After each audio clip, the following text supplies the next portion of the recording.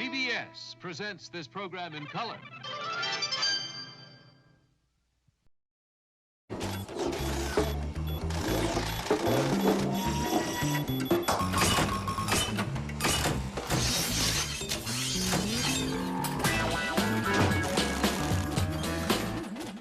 Welcome to Black and White Overnight, Game Show Network's salute to the bygone era of classic game shows, featuring some of your favorite stars of stage and screen.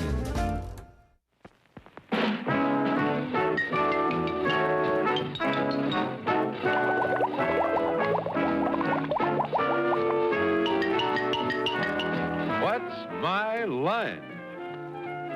Brought to you by Sunbeam, the best electric appliances made. The Deluxe Sunbeam Mixmaster Food Mixer, and Sunbeam Time, new slimline beauty and new dimensions in time for every room in your home. Now, let's all play What's My Line?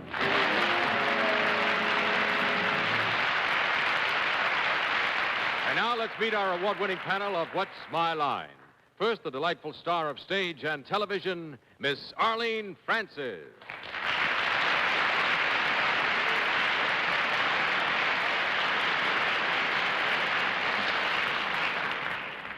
And now the producer and director of one of the most provocative and successful pictures playing across the country, On the Beach, Mr. Stanley Kramer.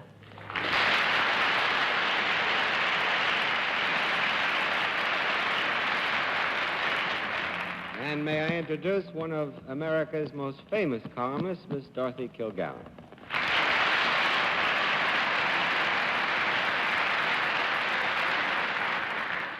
I don't know whether I can make this announcement without bursting into tears or not, but the panelist on my left is leaving us after tonight for a whole month to do some lecturing and then to go to Florida and Jamaica for a vacation. And here he is, Mr. Bennett Cerf.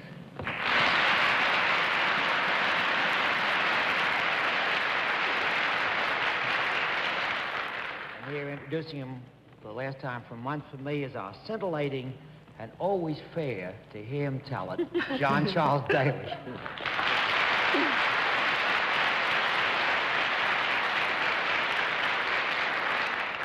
Good evening, ladies and gentlemen, and welcome to What's My Line. Needless to say, we're up to our old tricks, and I trust Mr. Kramer will enjoy them. The tricks, that is. Bennett's going to go away and get a rest, so we'll try to tire him out thoroughly tonight. We'll also have a famous mystery guest before the panel a little bit later in the program, and we'll meet our first challenger after this. Now let's meet our first challenger. Would you come in and sign in, please?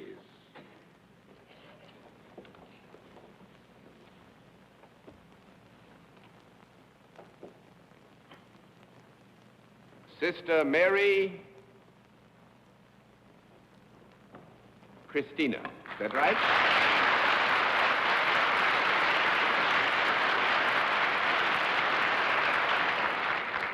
Sister, where are you from? I'm a Marist missionary sister from Framingham Center, Massachusetts. Framingham Center, Massachusetts. I know that part of the country well, being at some time of my life from Massachusetts, and actually Miss Francis knows Massachusetts well, so you can look kindly upon the panel, if you will. Panel, Sister Mary Christina. Will you join me over here, please, sister? Very well. And now, sister, do you know how we keep score? Yes, I All do. right, fine. Then if you will sit down for just a moment, we will let the folks in the audience here in the theater and those who are watching at home know exactly what your line is within your line.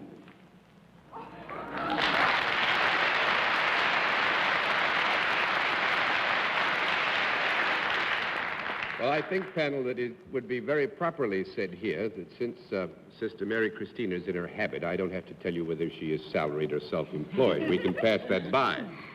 So I won't give you any help at all, and we'll begin the general questioning with Dorothy Kilgallen. Sister, is what you do at all physical as well as intellectual? Yes. Would you say that any strength or dexterity was required for what you do? Yes. Do you have anything to do with athletics? No. 1 down and 9 to go, Mr. Cerf. Sister, do you have anything to do with very young people, children? Yes. Do you train or teach or coach these children in some particular endeavor? No. 2 down and 8 to go, Miss Francis. Do these children come to you in groups rather than separately, sister? No. 3 down and 7 to go, Mr. Kramer. Would there be, sister, if I might ask, some particular kind of equipment used in the activity in which you're engaged with the children? Yes. Would it be athletic equipment of some kind? No. 4 down and 6 to go, Miss Kilgallen. Would it be either scientific or something to do with communications or transportation? No. 5 down and 5 to go, Mr. Cerf. Sister, would it have anything to do with entertainment? No. 6 down and 4 to go, Miss Francis. Well, sister, would it have anything to do with therapy in any way? Yes. Would it have anything to do with the therapeutic treatment of children who may have some deficiency in movement? No. 7 down and 3 to go, Mr. Kramer. Could this particular activity be associated with the arts in any way? No. No. 8 down and 2 to go, Miss Kilgallen. Sister, are these children who come to you well children? Yes. And they come to you separately? Yes. And you do something with or to them that requires some dexterity or skill? Yes. Are they better off as a result of that? Yes. Is it something that's capable of being demonstrated? Can they go home and show their parents what they've learned from you? Yes.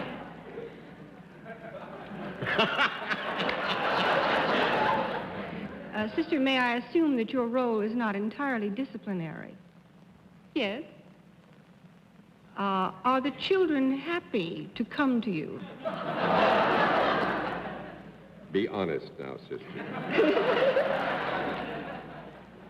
Be honest and say, no. That makes it 9 down and 1 to go, Mr. Cerf. Well, sister, do you mean by the fact that they're not happy to come to you that they come involuntarily? No. Well, sister, with your permission, we will give Mr. Cerf a yes and no. I would think that there are instances where children properly prepared, perhaps lied to. There would be circumstances when children might come voluntarily, albeit reluctantly, and in other cases we might describe their attitude when they come as involuntary, wouldn't you say? Well, that's a typical John Daly answer, sister. Do you come into physical contact with these children when they visit you? Yes. Would you perform something that might be considered a medical aid of some Yes. sort? Would it be above the children's necks? Yes. Would it possibly be somewhere with in their mouth? Yes. Are you a dentist?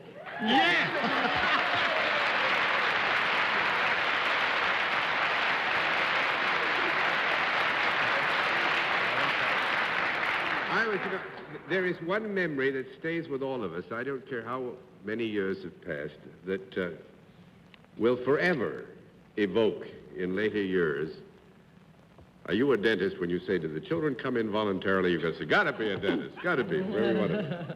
I would say that Sister Mary Christina is not only a dentist, she is one of only, I believe, 4 nuns holding a dentist degree. She has her own clinic in Framingham at the Marist Mission there. And she also appears at the dental clinic in Boston at the Massachusetts Memorial. So that she is very much a dentist, and I think the young people and the adults, by the way, you assumed it was all young people, isn't it? Adults, too. I wonder if the sister uses one of those new high-speed drills. Yes, I do. Aren't they awful? Sister, do you use water injection, too, when you're drilling? Yes. You got anything new you could tell me about? Because I've got to go to the dentist in a month or two, and I dread it.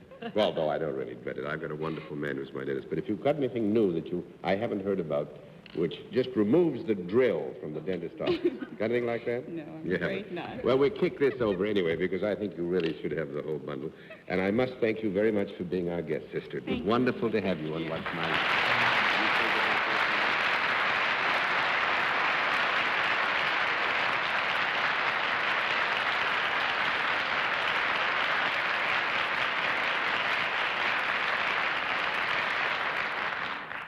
There are also Marist brothers, and I have long memories about them because when I was a boy in South Africa and good schools were very hard to come by, I went to a Marist Brothers College in Johannesburg, and there my education started, and Bennett has resented it ever since. Let's see what we can do with another challenger. Will you come in and sign in, please?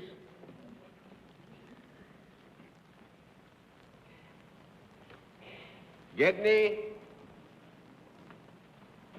Tuttle, is that right, sir? Where are you from, Mr. Tuttle? From Minneapolis, Minnesota. Right. All righty. Mr. Tuttle, may I present the panel? Panel? Tuttle, will you join me over here? Do you know how we keep score, sir? Yes, I do. All right, then we'll let the folks here in the theater, all those except the panel, and the folks at home know exactly what your line is.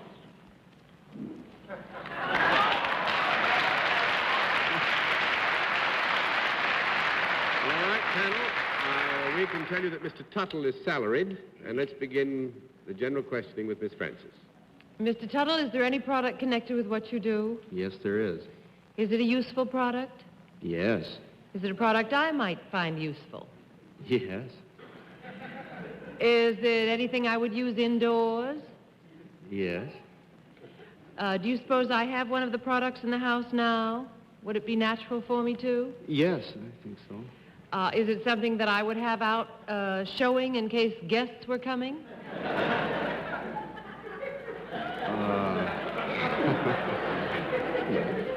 I show quite a lot of things when I have guests. Well, I think actually Mr. Tuttle hesitates for a moment, but I think it's completely fair to say that if you had guests coming, it's very likely, or it certainly is possible, that you would have it out where they could see it. If I had it out, it would show. Well, yes.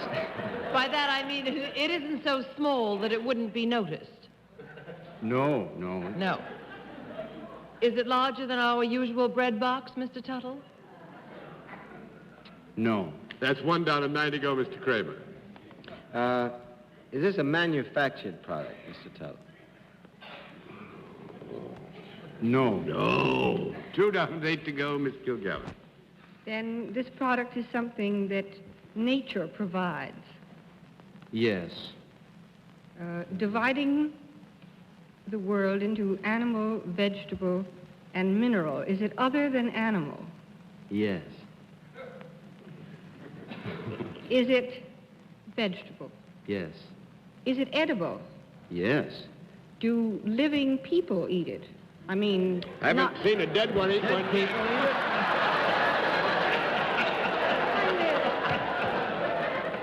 Will they live after they eat it, is what you... I wish I could say no to that one.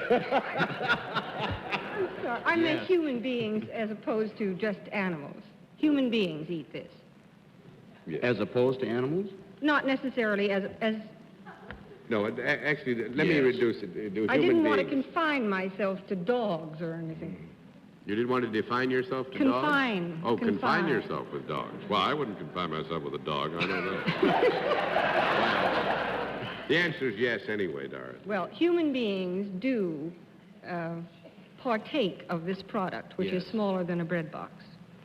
Is it something that grows in or out of the ground? Yes.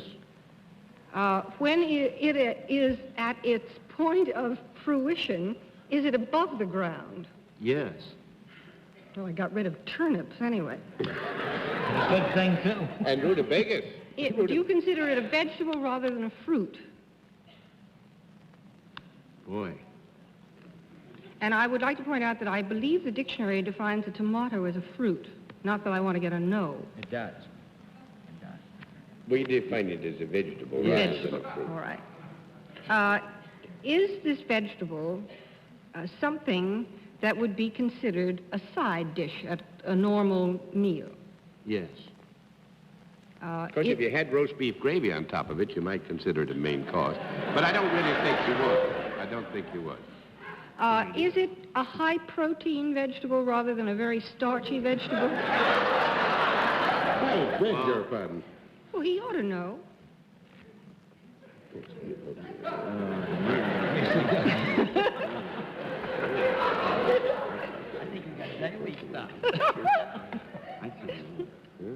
Dorothy, you see, actually, you've given us a terrible problem because you have asked on a comparative basis, which requires that we give you a judgment as between the protein and starch content of this food, and there is so little of both, we'll give you a no. That makes it 3 down and 7 to go, Mr. Sir.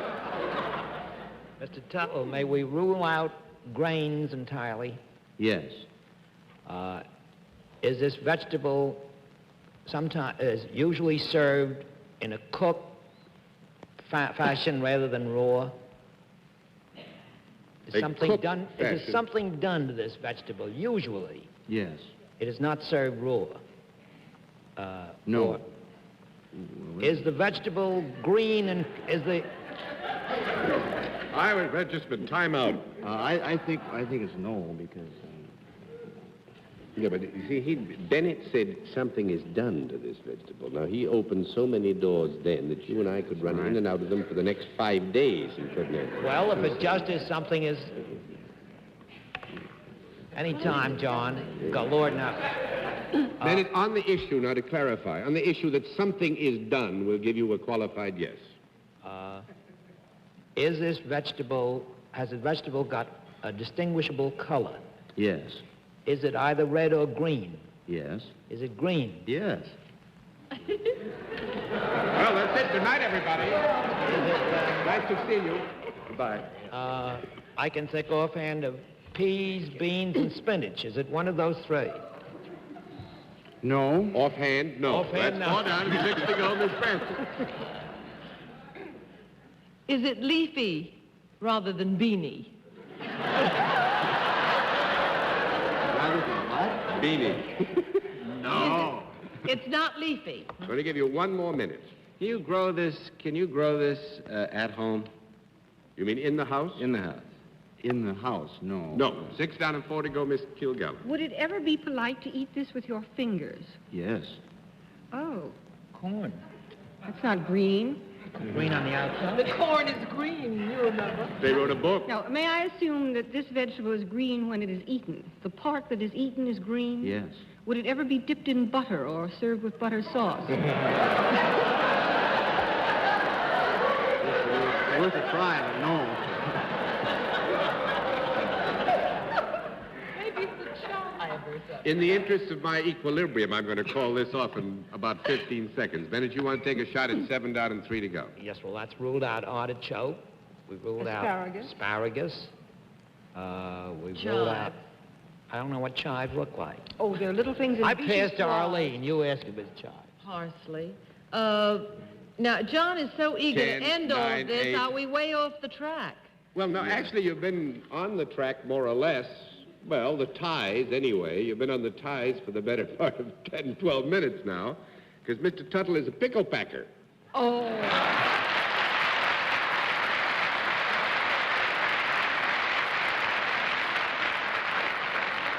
Matter of fact, he is the vice president of the M.A. Gedney Pickle Company, where they pack pickles. Right, Mr. Thank you very much. I hope you had some fun. It was a lot of fun having you with us. Thanks very much for being our guest on What's My Line.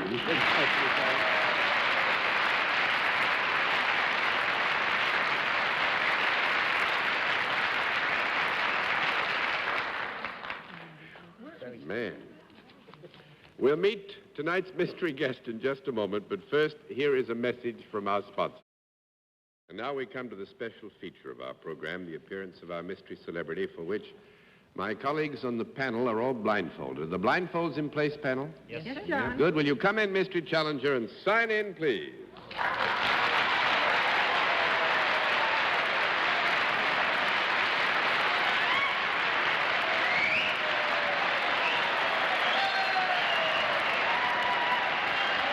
All right, panel. As you know, in the case of our mystery challenger, we go to a different form of questioning. You ask one question at a time in turn, moving clockwise, and let's begin with Bennett Cerf. Well, if you're in show business, is there a star on your dressing room? No star. No star. No star? No star? No, I would say this. I think here that even in my ignorance, I must be allowed in the lay terms to change the answer to a yes with our guest's permission. Don't even have a dressing room. But if you had one, there would be a star on the door. So we'll call that a yes. Miss Francis. Are you a leading man? And what kind? He-man? Leading. He, I'm sure. I can lead, yeah. Mr. Kramer? Are you better known for motion pictures than for stage or television? I've been known to have been on them. I think basically... I should say something, yes or no, sir? Yeah, I think so. I guess I better say yes. I guess you better, too. All right, Miss Kilgallen? Would you ever play a nightclub or supper club as part of your regular work? Yes, nightclub, yes, ma'am.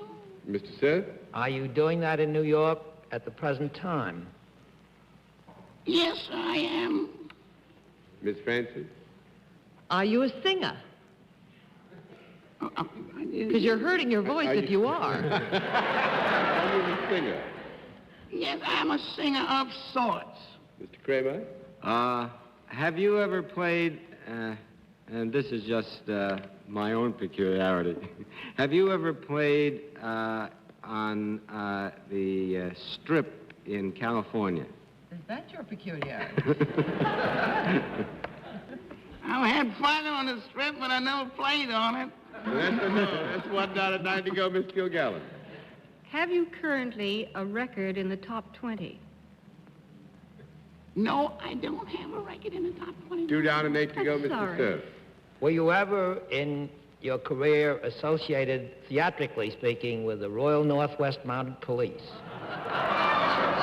Yes, sir. I'm proud to Nelson say Eddy? I was.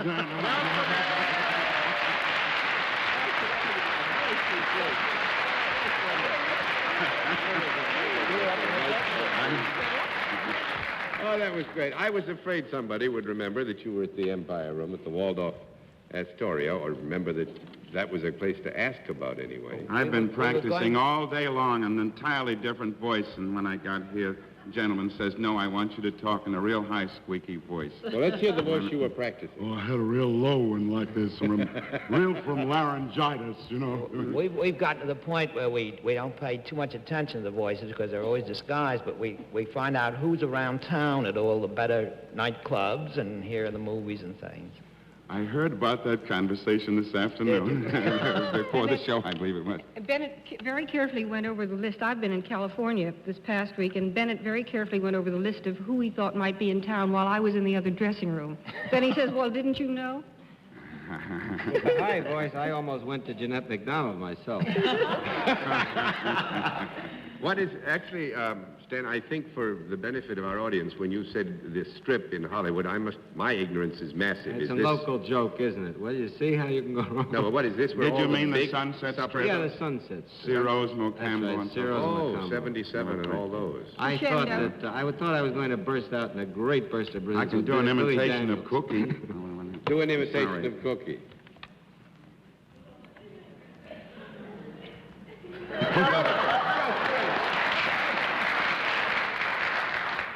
Well, I must say that I'm sure I speak for everybody who's in the theater and all the folks at home. I know that I have had great pleasure from your wonderful talents and abilities for all the adult years I can remember, and it's just, to me, great that you're in the Empire Room at the Waldorf and still going on as you were when I was a young man, and that great voice was still, in those days, to us, the essence of romance, because we had to go to work every morning at 8 o'clock and quit at 5, you know. Well, I And thank you, it's John, wonderful. very much on behalf of myself and my two partners, Gail Sherwood and Theodore Paxson, who are with me and without whom I would be very little in this show. Well, I think you are... It's sure nice to be here again. Well, it's wonderful to have you with us. Thanks very much. Thank you. It's wonderful to have you with us.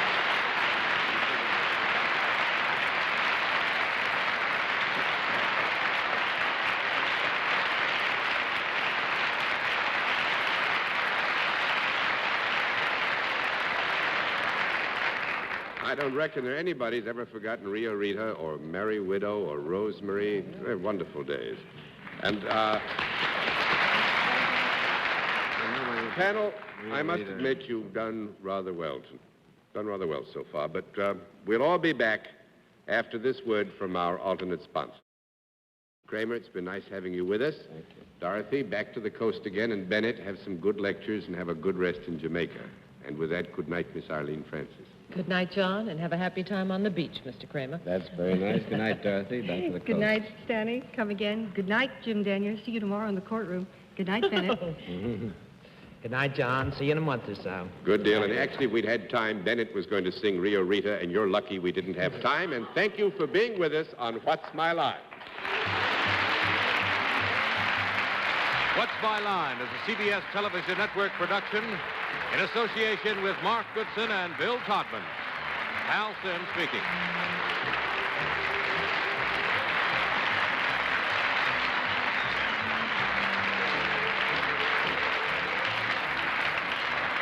Now you... Right now, this message. Daytime drama takes on a new dimension Monday, September 9th on CBS as Search for Tomorrow expands to a half hour. And later... It's not the cufflinks, is it? It's Jean. It's that simple. No, Mark, I'm not jealous of her, and I trust you. Oh. But there are all kinds of ways to take a man away from his wife. Mark and Laura face a marital crisis on Love is a Many-Splendored Thing. Then... Ed, if you weren't my son... I suppose you'd want to belt me. I would have been helping... Well, I wouldn't if I were you. Let go of me. You weren't twice my age. I can still take you... No! Bill Bauer becomes a candidate for a heart transplant on The Guiding Light at its expanded new time, followed by... Then whose fault is it, Val? Who drowned my daughter if Amy's not to blame? Amy tried to save Robin. Did she? I hope she has better luck saving herself. She'll need it. The Ames family is threatened on The Secret Storm, now at a new time. Monday, September 9th, CBS adds new dimension to the lineup of modern, provocative daytime drama.